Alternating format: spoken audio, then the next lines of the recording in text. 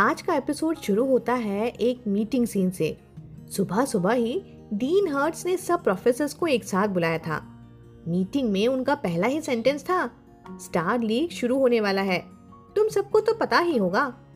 लगभग हर किसी को पता ही था, मतलब 3 साल के बच्चे को भी ये पता था कि ये कंपटीशन ऑनर के लिए है, बिटवीन द बिगेस्ट गैलेक्सीज। सिर्फ डीन हर्ट्स ही इतने अनबॉदर्ड हैं जिनको फर्क ही नहीं पड़ता। फिर वो कैजुअली हंस दिए, बोले आज सुबह टियानशु के इंचार्ज का मेल आया है। बोला है कि सब कॉलेजेस अपने एलिमिनेशन राउंड के लिए मैक्सिमम 2 टीम रिजर्व करें। मतलब एक गैलेक्सी के लिए टोटल सिर्फ 4 स्पॉट्स अवेलेबल हैं और एलिमिनेशन राउंड इसी प्लैनेट पे कंडक्ट होगा। सबसे पहले प्रोफेसर रिचर्ड बोल पड़े, मैं एक फ्लाइंग मेका टीम ट्रेन कर रहा हूँ।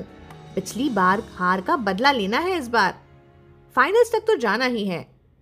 एक दूसरा प्रोफेसर थोड़ा डाउटफुल टोन में बोला, फ्लाइंग मेका टीम ये काम भी करेगा? रिचर्ड ने थोड़ा मिस्टीरियस सा स्माइल देते हुए कहा, ये एक ऐसी टीम है जो हमेशा सबसे ऊपर होती है और जब ऊपर फ्लाई करते हो तो कोई हिट ही नहीं कर सकता। दूसरे प्रोफेसर कलेक्टिवली बोले, या फिर तुम लोग सिर्फ अपने आप को एम्बैरेस करने जा रहे हो, क्योंकि हार एक टेम्पररी चीज़ है, लेकिन इज्जत खत्म हो गई तो परमानेंट डैमेज होता है ना। कॉर्नर में शीजी अपने चेयर में हाफ लीन करके थोड़ा बोर्ड एक्सप्रेशन के साथ सब सुन रहा था। मूड भी ऑफ था, दवाई नहीं ली थी क्योंकि कड़वी थी, अब थोड़ा लो फील कर रहा था। जब सब डिस्कस कर चुके थे तब उसने फाइनली बोला, मुझे भी एक स्पॉट चाहिए। पूरा टेबल पे साइलेंस। प्रोफेसर रिचर्ड शॉक में, कमांडर आप पार्टिसिपेट करना चाहते हो? शीजी का रिप्लाई सिंपल और मफल था, और जैसे ही ये बोला सबको लगा कि रिचर्ड तो फुल फाइट करेगा अपने स्पॉट के लिए, पर रिचर्ड ने तुरंत हैंड्सअप कर दिए, बोला तब मैं पार्टिसिपेट नहीं करूँगा। बाकी प्रोफेसर्स थोड़े हैरान थे, फिर बोले लेकिन तुम्हारा तो कहना था ना कि तुम अनबीटेबल हो, अभी थोड़ी देर पहले तो बोस्ट कर रहे थे ना। प्रोफेसर रिचर्ड थोड़ा ड्रामेटिक टोन में बोले, ओरिजिनली तो मैं फाइनल्स में रहना चाहता था, लेकिन अब जब कमांडर खुद पार्टिसिपेट कर रहे हैं तो मैं खुद क्यों रहूं फाइनल्स में? डायरेक्ट उनका सामना ही सही होगा ना। उनकी रिफाइंड आदत सबको पता थी कि वो हर बात को एक जेंटलमैन तरीके में बोलते थे। रिचर्ड ने कैजुअली पलट कर पूछा, कमांडर आपकी टीम रेडी है? शीजी का रिप्लाई एकदम ठंडा था, बोला अभी तो नहीं। रिचर्ड ने दोबारा पूछा, फिर कैंडिडेट्स कौन है? शीजी ने बिल्कुल सीधा जवाब दिया, एक डिसाइड किया है, चू टैंगजिंग। सब प्रोफेसर्स एक दूसरे की शक्ल देख रहे थे। तभी एक middle aged stern face professor मो शैन, जो कमांड डिपार्टमेंट लीड करते थे, उन्होंने कोड स्नीर के साथ डिक्लेयर करते हुए कहा, रिचर्ड ने स्पॉट छोड़ दिया है तो मैं उसे ले लूँगा। फिर एक थोड़ा सार्कास्टिक ग्लेयर के साथ शीजी की तरफ देखकर बोले, मेरी टीम स्टार लीग के लिए 300 दिन से ट्रेन कर रही है, हम कभी भी अनप्रिपेयर्ड बैटल नहीं लड़ते। डोंट वरी, हमें आपकी तरह वीकनेस नहीं है। रूम में एक ऑकवर्ड साइलेंस छा गया, किसी ने कुछ नहीं कहा और नेचुरली शीजी भी चुप ही रहा। बाकी सब प्रोफेसर्स डिस्पर्स हो गए। रिचर्ड ने जब शीजी को चेयर पे लीन करके आईज क्लोज्ड और सिकली पेल लुक के साथ देखा तो उनका फादर मूड ऑन हो गया। उन्होंने सॉफ्टली कंफर्ट करने की कोशिश की शीजी को और बोले, don't be sad commander, motion काफ़ी बैड टेम्पर्ड है, एज का इफेक्ट है ना, तुम उनके वर्ड्स दिल पे मत लो। शीजी ने धीरे से अपनी आंखें खोली, जो फीवर की वजह से थोड़ी सी लाल हो गई थी। रिचर्ड और ज़्यादा कंसर्न हो गया, तुरंत और हार्ट वार्मिंग एडवाइस देने लगा, पर शीजी ने उनको कट करते हुए पूछा, कौन? रिचर्ड हैरान। शीजी ने स्लीपी टोन में अपना ब्रो रब करते हुए बोला, मैं तो बस गलती से सो गया था, सॉरी। प्रोफेसर रिचर्ड एक पल के लिए बिल्कुल स्पीचलेस हो गए, फिर थोड़ा सोच के सॉफ्टली बोले, मेरे पास एक दवा है जो कोल्ड के लिए बहुत इफ़ेक्टिव है, तुम ट्राई करना चाहोगे? शीजी का रिएक्शन एकदम फ्लैट था, बोला thank you for your kindness, पर मैंने मेडिसिन ऑलरेडी ले ली है। रिचर्ड ने उसे कुछ सेकंड्स तक स्टेयर किया, फिर क्वाइटली रिप्लाई किया, नहीं, इसे रख लो। शीजी फाइनली बिशप्स बिल्डिंग से निकला। हाथ में एक बैग ऑफ मेडिसिन था। थोड़ी रात की हवा उसके हॉट चिक से गुजरी तो थोड़ा उसका फीवरिश हिट को काम डाउन किया। उसने बस एक कैजुअल ग्लांस डाला ट्रेनिंग ग्राउंड की तरफ और उसके स्टेप्स एक सेकेंड के लिए फ्रीज हो गए। लेट नाइट सब लोग रेस्ट के लिए वापस चले गए थे अपने डॉर्मेट्री। सिर्फ एक ही फिगर ट्रेनिंग ग्राउंड पे अभी भी एक्टिव था। विदाउट मेका बस बेयर हैंड से पंचिंग बैग्स पे अटैक किए ही जा रहा था। हर पंच में इतनी रॉ रूथलेसनेस थी कि सैंडमैन जमीन पर क्रैश हो गया। फिर भी वो लड़का सिर्फ अपना हेड टिल्ट करके एक क्रुक्ड स्माइल के साथ अपने पॉइंटेड फ्लैंक्स दिखा रहा था। सिल्वर हेयर उसके फॉरहेड पर गिर रहे थे, giving him that reckless untamed beauty look. शीजी ने अपना गेज वापस खींच लिया।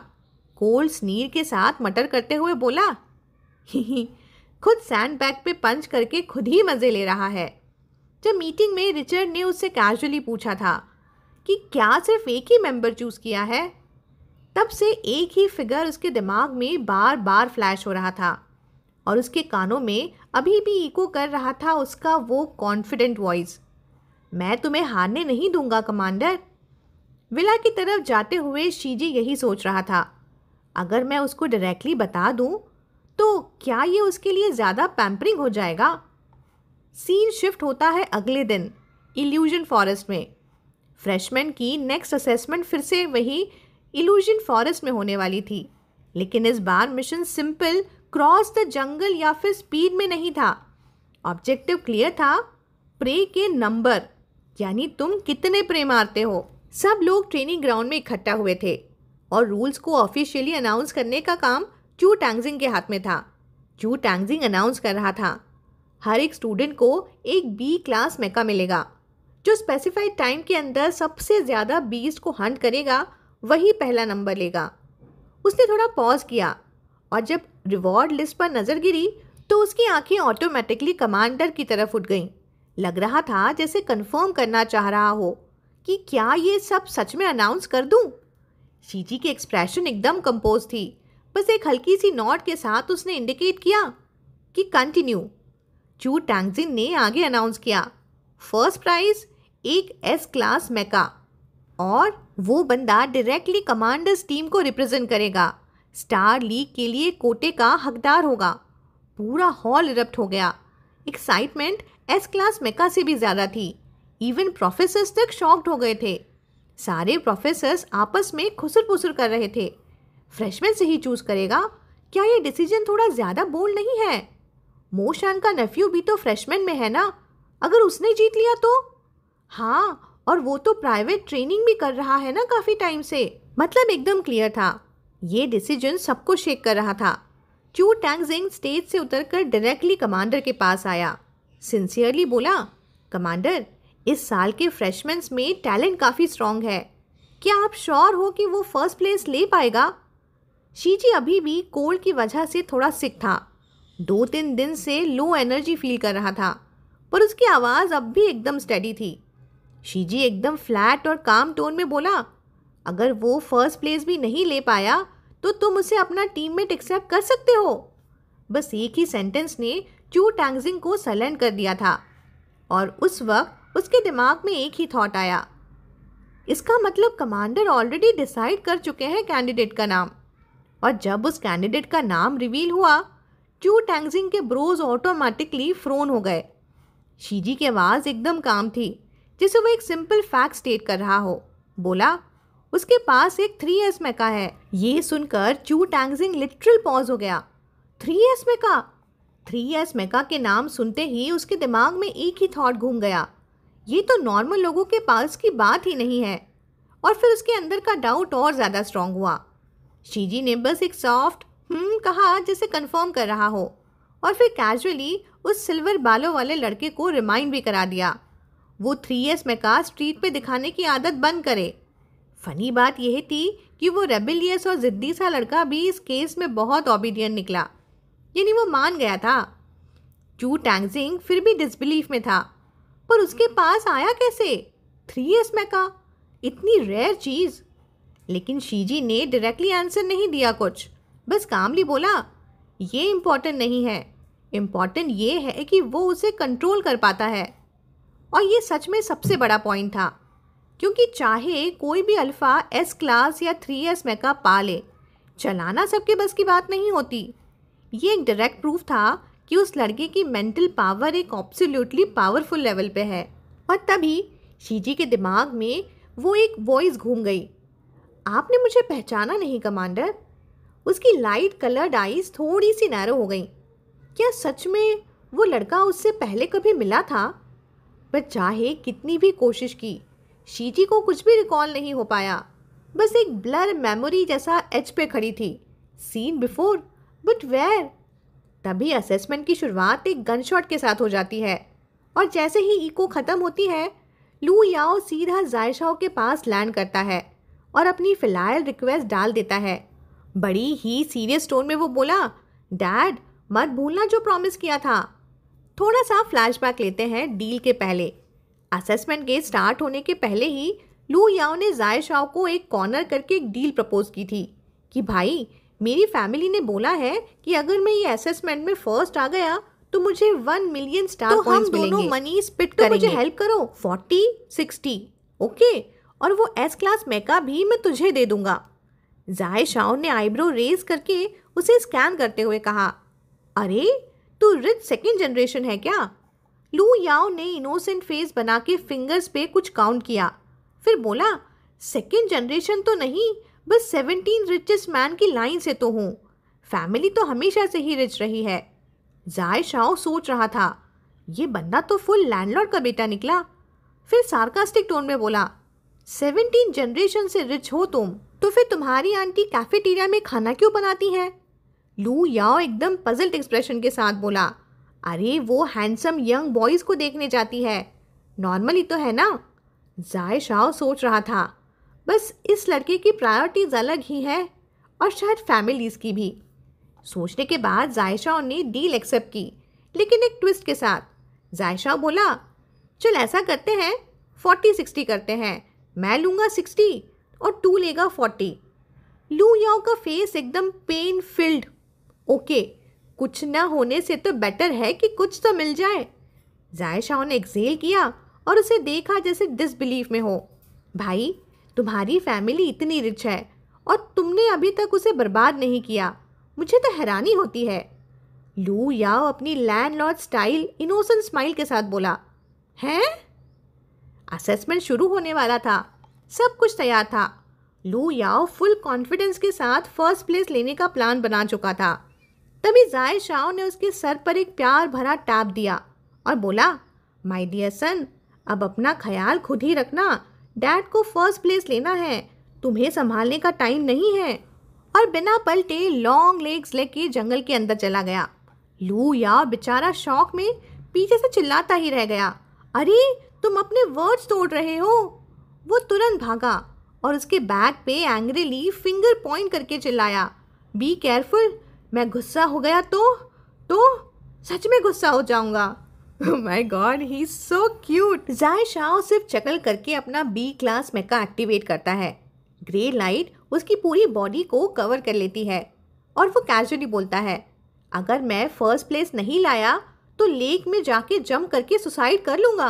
1 मिलियन स्टार कॉइन्स की क्या बात है, लेकिन अपने कमांडर के लिए ये कुछ भी नहीं था। तभी एक कंटेम्प्ट फिल्ड वॉइस साइड से आती है, एक राइवल जो मॉकिंग टोन में बोलता है, ओ तुम तो बड़े एरोगेंट हो। सीन में एंट्री होती है एक लड़के की, जिसका ब्लू आर्म बैंड क्लियरली बताता था कि वो कमांड डिपार्टमेंट का है। उसके पीछे उसकी पूरी गैंग भी खड़ी थी। उसने जायशाओ को देखते ही बड़े कोल्डली बोला, फर्स्ट प्लेस तुम्हारा?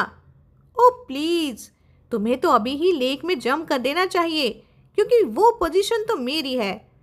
और उसने एक्टिवेट किया एक ए क्लास मेका। लू याओ शॉक्ड। वो बेचारा कंफ्यूज होकर बोला, वेट, तुम ए लेवल कैसे यूज़ कर सकते हो? सबको तो बी दिया गया था ना। राइवल थोड़ा स्नीयर करते हुए बोला, क्या कोई रूल है जो मना करता है? तुम्हारे पास नहीं है, मेरा प्रॉब्लम नहीं। ये बात तो सही थी, रूल्स में कहीं लिखा ही नहीं था कि ए लेवल फॉरबिडन है। चलते हैं प्रोफेसर्स के पॉइंट ऑफ व्यू पर। बिग स्क्रीन पर सब लाइव दिख रहा था। चू टैंगजिंग सीरियसली बोला, कमांडर क्या ये वॉयलेशन है? पर शीजी कुछ बोले उससे पहले ही प्रोफेसर मो शैन कामली बोले, नॉट रियली, रूल्स ने कभी मना ही नहीं किया, बस फेयरनेस के लिए सबको बी लेवल दिया गया था। अगर किसी के पास ए लेवल है तो टेक्निकली वो अलाउड है। कमांड डिपार्टमेंट के लोगों में एक अलग ही सुपियोरिटी कॉम्प्लेक्स होता है और प्रोफेसर मो शैन तो फुल कॉन्फिडेंस के साथ शीजी को प्रोवोक करते हुए बोले, है ना कमांडर शी? मो शैन को वैसे भी काफ़ी दिनों से शीजी पसंद नहीं था। उनके लिए ये लड़का सिर्फ एक एरोगेंट ब्रैट ही था जो सिर्फ अपनी स्टेटस की वजह से ऊपर बैठा था, फेडरेशन का कमांडर इन चीफ। पर look at him, single soldier department में चला गया और अब वहाँ फ्रेशर स्टूडेंट्स के साथ टाइम वेस्ट कर रहा है। मो शैन के लिए वो बस सिर्फ एक लक और एम्परर के कनेक्शंस का रिजल्ट था, मतलब ऐसा उसे लगता था। शीजी ने अपना काम और इनडिफरेंट फेस बनाए रखा।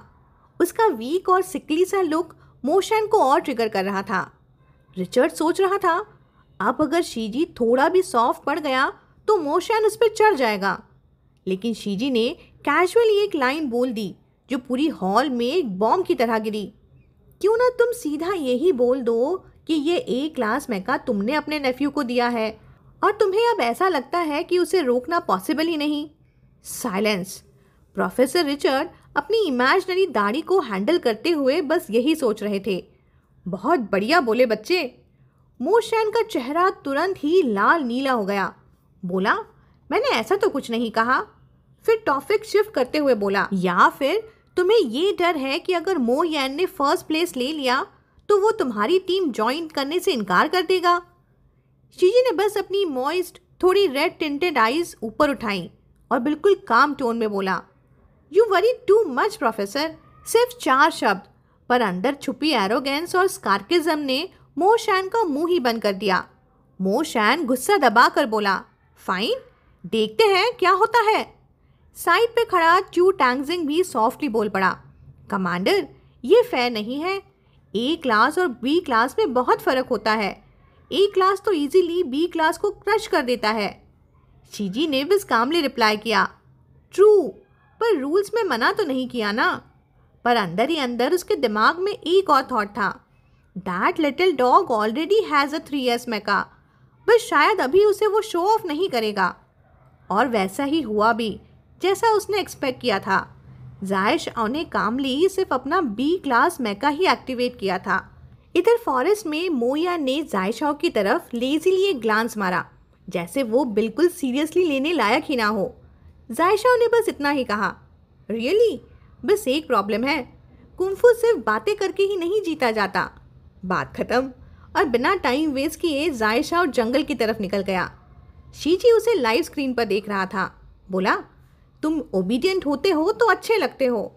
मतलब क्लियर था, जब डिसओबीडियंट होता है तो हेडेक, और जब ओबीडियंट होता है तो भी थोड़ा इरिटेटिंग ही लगता है। मोयन ने भी अपना नोज फ्लेयर किया और कोल्ड स्नेयर दिया। ऑब्वियसली उसने जायशाओ को बिल्कुल सीरियसली नहीं लिया था। लेकिन तभी एक और इनविजिबल बंदा बैकग्राउंड से बोल पड़ा, अच्छा, अगर कोई ही रूल ही नहीं है तो मैं भी अपना मेका चेंज कर लेता हूँ। उसने सार्कास्टिक टोन में बोला, और तुम्हारे पास क्या ही होगा, टॉय मेका। नेक्स्ट सेकेंड पूरा ग्राउंड फ्लैश हुआ। लू याओ ने समन किया अपना मेका, और ये नॉर्मल मेका नहीं था, एक pink S class luxury mecha with golden trims था। बस उस मोमेंट पे सब स्टूडेंट्स की titanium dog eyes literally blind हो गई।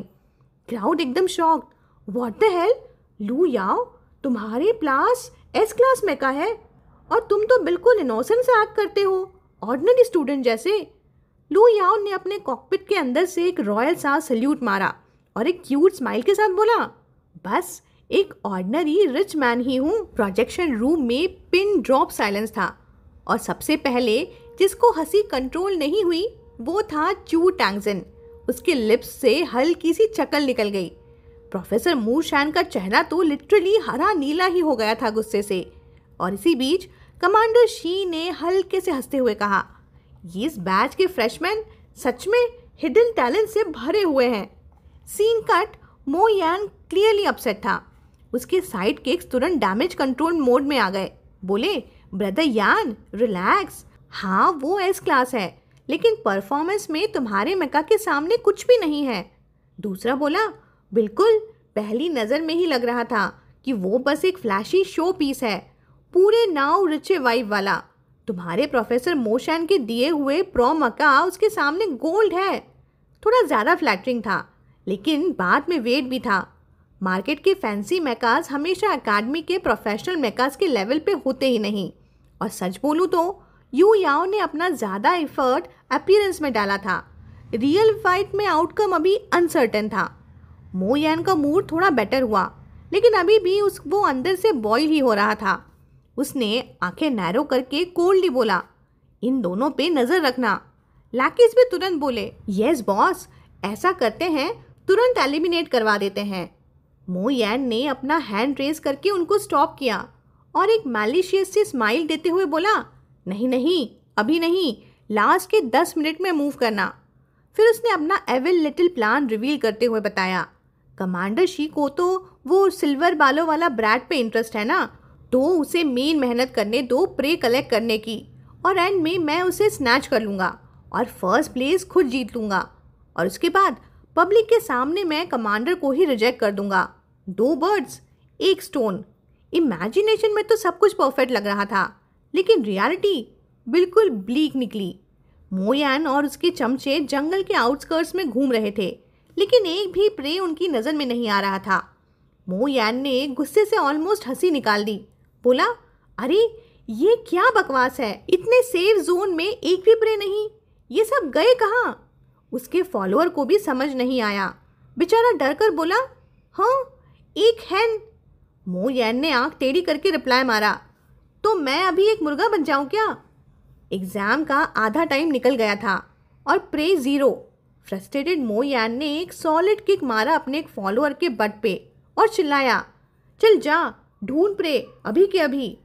5 मिनट बाद फॉलोअर अपना दर्द भरा बट पकड़ के वापस आया और बोला, ब्रदर यान, सब प्रे जायशाओ ले गया। मो यान का एक्सप्रेशन फ्रीज हो गया। जायशाओ कौन? चमचा तुरंत याद दिलाते हुए बोला, वही वो सिल्वर बालों वाला लड़का जो एंट्रेंस पे मिला था। मो यान को फाइनली कुछ रिकॉल हुआ। उसके लिप्स से वेनम जैसी आवाज़ निकली। बोला, अच्छा तो वो था। फिर थोड़ा शॉक होकर बोला, अरे पर उसके बाद तो सिर्फ एक B क्लास मेका है ना, तो वो इतने सारे प्रे कैसे मार रहा है? चमचे ने सच्चाई बताई। सुनने में आया है वो एकदम मैड डॉग जैसा जंगल छान मार रहा है। काला बैश ब्रदर्स भी अपने दादा को ढूंढने में इतने सीरियस नहीं थे जितना वो प्रे के लिए है। मो यान बस चुप ही रहा। फिर उसने कोल्ड स्नीयर के साथ बोला, ठीक है, खेल तो अब शुरू होगा। अगर वो मुझे अफेंड करना ही चाहता है तो ठीक है, वैसे भी वो पैदा ही सज़ा भुगतने के लिए हुआ है। फॉलोअर ने तुरंत सर हिलाकर एग्री किया, पर अपना बैट पकड़ के जोर से चिल्लाया, क्योंकि उसे फिर से मो यान ने एक फ्लाइंग किक लगा चुका था। फिर वो अपने चमचों को फिर से एक ऑर्डर देते हुए बोला, लीड द वे, चलो उस लड़के से मिलते हैं और उसके प्रे से भी। मॉनिटरिंग रूम के अंदर चू टैंगजिंग स्क्रीन पे गुस्से से नाराज़गी के साथ देख रहा था। ये प्रैक्टिस ऑफिशियली बैन तो नहीं थी, लेकिन एनकरेज भी नहीं की जाती थी, और पर्सनली वो खुद ऐसी चीप टैक्टिक्स को पसंद नहीं करता। तभी एक कोल्ड मैग्नेटिक स्नॉट उसके कानों तक आई। उसने साइड ग्लांस किया and there he was, commander Shi Ji sitting calm unmoved. Sunlight की हल्की रिफ्लेक्शन में उसका प्रोफाइल कोल्ड स्टील जैसा लग रहा था। और जैसे ही मो यान ने बॉर्न टू बी पनिश कहा था, शीजी के आसपास का टेम्परेचर 4 डिग्री गिर गया था। प्रोफेसर मो शैन की प्राउड आवाज़ साइड से आई। बोले, कमांडर शी, ये सब कॉमन है, आपको गुस्सा करने की ज़रूरत नहीं है।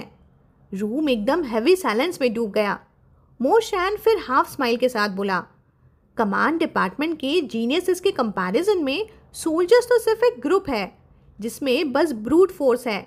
आपको तो ये सबसे अच्छी तरह पता होगा ना। ये लाइन क्लियरली प्रोफेशनल डिस्क्रिमिनेशन थी। चू टैंगजिन ने तुरंत अपनी ब्रोज निट करते हुए बोला, प्रोफेसर मो, लेकिन उसके वर्ड्स कट गए थे। एक pair of soft delicate hands उसके आर्म्स पे सॉफ्टली प्रेस कर रहे थे। चू टैंगजिन ने नीचे ग्लांस किया। कमांडर, शीजी ने कामली अपना हाथ वापस खींच लिया और बड़े ही फ्लैट टोन में बोला, मुझे उस बारे में पता नहीं। मैं इंपीरियल मिलिट्री एकेडमी में मेका सोल्जर था 16 साल तक, लेकिन अपने रीजंस की वजह से मैं कॉम्पिटेंट नहीं रहा, इसलिए लास्ट ईयर मुझे इंपीरियल कमांड डिपार्टमेंट में ट्रांसफ़र कर दिया गया था। कमांडर ने अपनी ग्लास क्लियर लाइट आइज से मोशान की तरफ देखा और बोला, कमांड सिस्टम इतना सुपीरियर है, मुझे तो नहीं पता था। Silence, pure silence. ये वो मोमेंट था जो हर प्रोफेसर और स्टूडेंट के लिए एक बॉम्बशेल न्यूज़ बन गया, क्योंकि कमांडर अपने बारे में कभी बात नहीं करता था। और अब पता चला the first commander in chief of the federation empire, जो पूरी 8 स्टार सिस्टम्स के सोल्जर को लीड करता है, अपने लास्ट एकेडमी ईयर में कमांड डिपार्टमेंट में ट्रांसफ़र हुआ था। मतलब उसके पहले सारे ईयर्स वो एक लोन मेका सोल्जर था। और रुको, मतलब उसने 16 में ही ग्रेजुएशन कंप्लीट किया था। मतलब ये बंदा है जीनियस अमॉन्ग द जीनियसेस निकला।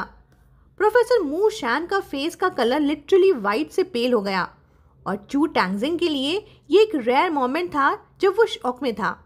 कमांडर, आप एक सिंगल सोल्जर थे? शीजी ने बस एक फेंट सी आवाज़ में रिप्लाई दिया, फिर कामली बोला, क्या तुम्हें ऐसा नहीं लगता?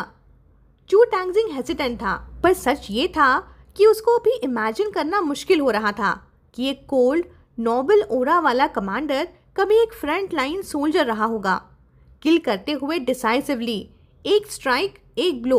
और ऑनेस्टली इस थॉट में उसे एक स्ट्रेन सी थ्रिल मिल रही थी। कमांडर ने झूठ नहीं बोला, वो कभी झूठ भी नहीं बोलता था। ट्रुथ ये है कि मेका सोल्जर बनना उसका लाइफ लॉन्ग ड्रीम था। अगर पॉसिबल होता तो वो आज भी एक फ्रंट लाइन पे होता, एम्पायर के सबसे डेंजरस बॉर्डर्स पे फाइट करते हुए। पर प्रॉब्लम एक ही थी, उसकी बॉडी कंडीशन। फ्लैशबैक में हमें एक मार्शल की आवाज़ सुनाई देती है। मार्शल बोल रहे थे, मुझे समझ नहीं आता तुम फिजिकल एग्जामिनेशन कैसे पास कर गए, तुम्हारी बॉडी फिटनेस सीरियसली अनक्वालिफाइड है। मार्शल, हर सोल्जर के लिए रिस्पॉन्सिबल हूँ मैं। तुम फ्रंट लाइन पे गए तो सिर्फ मरोगे बैटलफील्ड पर। शीजी की टॉलरेंस फॉर पेन नॉर्मल इंसान से 10 गुना ज़्यादा थी, और ऐसे सोल्जर को फ्रंट लाइन पे भेजना मतलब एक ड्रॉप ऑफ क्लीन वाटर को डायरेक्टली फ्राइंग पैन में डाल देना। और उस मार्शल की कोल्ड आवाज़ फिर से इको हुई, फिर तुम तब तक वेट करो जब तक मैं मर नहीं जाता, then wait till you die. ये वो कोल्ड लाइन थी जो एक यंग कमांडर ने कैजुअली बोल दी, जिसे डेथ का भी उसे कोई वेट नहीं था। और उसी मोमेंट एक हाथ ने उसका रिपोर्ट कार्ड उठाया, एक फेंट स्माइल के साथ बोला, leave it to me, thank you for your hard work teacher. Middle age professor जो अभी तक इतना डिग्निफाइड था, एकदम रिस्पेक्टफुल टोन में बोला, यस योर हाइनेस। फिर क्वाइट, फिर से डेड साइलेंस। प्रिंस ने कामली अपनी गेज रिपोर्ट कार्ड पे डाली। शीजी फाइनली साइलेंस तोड़ते हुए बोला, अगर आप मुझे गिव अप करवाने आए हो तो आप अपना टाइम वेस्ट मत करो। प्रिंस ने थोड़ा चकल करते हुए पूछा, क्या मैंने तुम्हें चोट पहुंचाई? शीजी ने एक डीप ब्रेथ ली और कोल्डली आंसर दिया, नहीं, बस इसीलिए क्योंकि क्राउन प्रिंस कभी मुझे हरा ही नहीं पाए।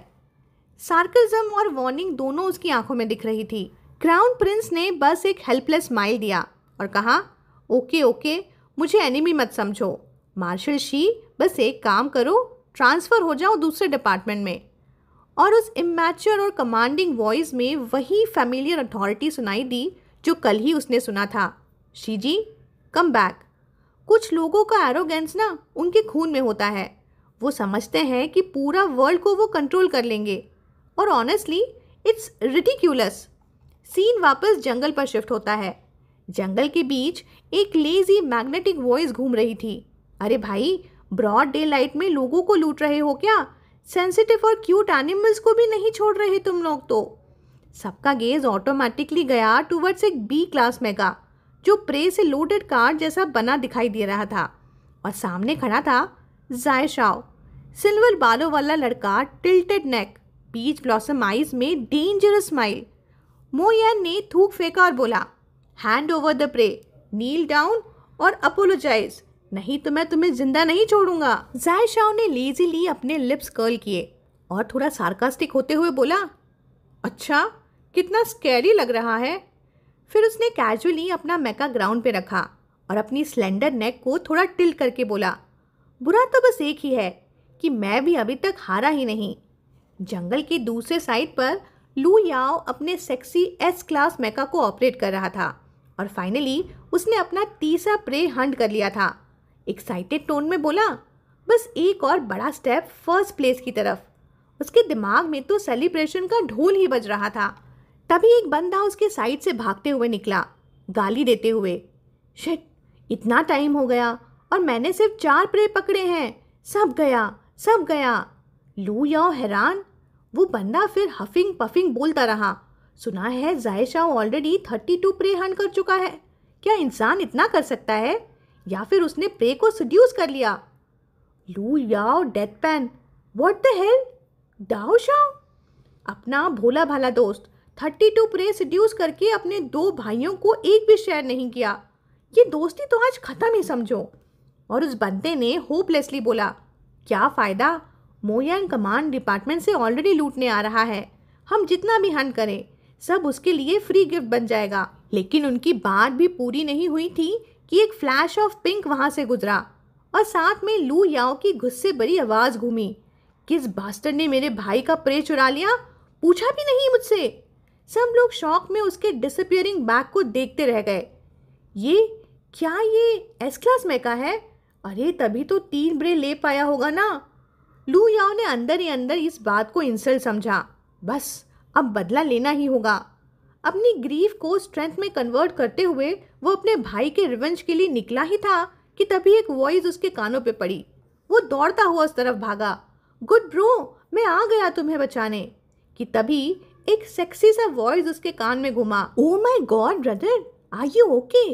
और अगले ही सेकंड बैंग, एक ए क्लास मेका ग्राउंड पे पटक दिया गया था और वहाँ उसका दोस्त अपने लॉन्ग स्ट्रेट लेग से उस ए क्लास के कॉकपिट पर जोर से स्टेप करे हुए खड़ा था।